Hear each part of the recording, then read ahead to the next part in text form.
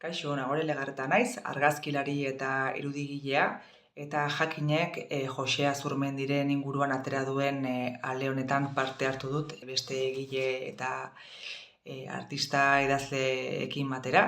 Eta gonbidatu gaituzte irudi hauek aurkezteko, gerturatzeko, hauxe da egindako irudia. Oso prozesuko irudi bada, oso intuiziotik sortutakoa.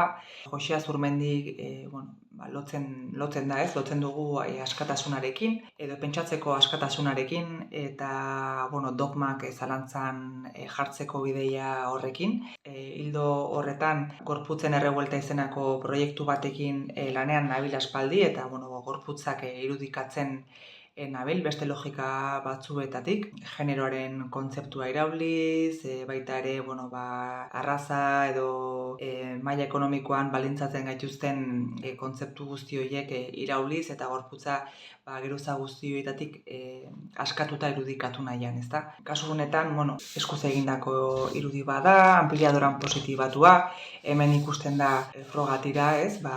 Denbora kalkulatzeko erabiltzen duguna, eta goian badu testu bat Jose Azurmendiren Artea eta Gizartea liburutik ateratakoa. Irakurtzera gonbidatzen zaituztet, uste dut nahiko ondo elkarrezketatzen dela irudiarekin, hitz egiten duelako baita ere haragiaren eta artelanen neurriaz.